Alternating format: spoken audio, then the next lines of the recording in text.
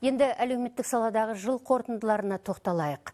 2018 жыл медицина саласында міндетті әлеуметтік медициналық сақтандыру жүйесін енгізумен есте қалды. Жаңа жүйе бойынша емханалар мен жұмыс беруші арасындағы бірлескен жұмыс біртіндеп жүзеге асып жатыр. Мұнан бөлек аталмыш сала үшін бөлінетін қаржы көлемі артты.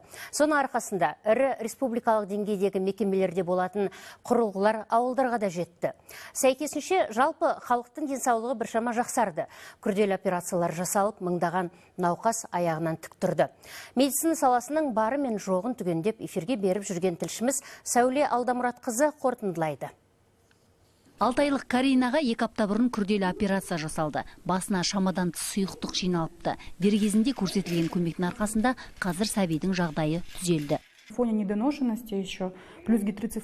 уақытынан бұрын босандым, шала туылды. Оған мына дерт қосылған соң өте әлсіз болды. Тамақты жақсы жегенмен қозғалысы аз болатын. Операциядан кейін жағдайымыз жақсы. Соңғы кездері балалардың арасында бастағы ісік, жұлын ісіктері көбейіпті. Қан тамырларының патологиясы да бар. Сол себепті биыл мемлекет осындай науқастарға жасалатын операция санын арттырды. Жылда где-то 300-350 операция жасалатын болатын. Қазірден уже 400-ден 500-ге көлемі келді. Тағы да бізде осы көп операциялар жаңа ісікке көбейді, өйткені выявляемость жақсы болғаннан кейін. Сәлімгүл Тәжібаева да қиын операцияны басынан өткерді. Дәрігерлер науқастың басындағы қатерлі ісікті алып тастады. Операция жасаудың жаңа әдісінің тиімділігі сол, мұнан соң сырқат кісі көп ұзамай үйіне шығарылады. 2 жылдан бері сез жүргенмін.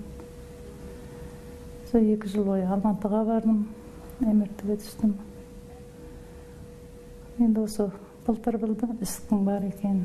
Биыл дәрігерлер онкологиялық ауруларды емдеудің тың тәсіліне қол жеткізді.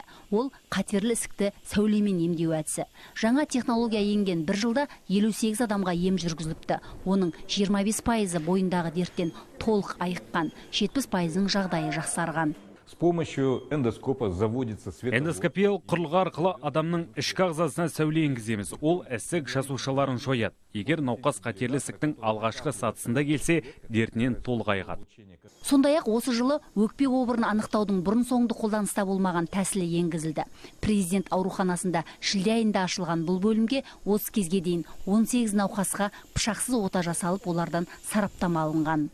Бұл әдіс алдыңғы уақыттарда біздің Қазақстанда ашық әдіспен, яғни өкпені ашу арқылы, жаңағыдай ота жасау арқылы анализдерді алып отырған. Ол әрине ол кезде науқастарға жаңағыдай стационарлық көмек керек болған. Ол үшін 3-4 күн жату керек болатын тұғын. Қазір 1-2 сағаттан кейін рентген жасаймыз, қорытынды рентген.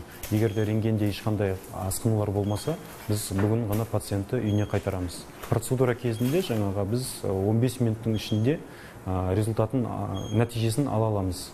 Ал жыл жаңалығы операция жасайтын робот болмақ. Роботталған хирургияның тиімділігі сол, науқастың денесінде тыртық қалмайды, көп қанда кетпейді. Бастысы операциядан кейін пациент тез қалыпқа келеді. Сәуле Алдамұратқызы, Замир Обайдаев, Қазақстан ұлттық телеарнасы.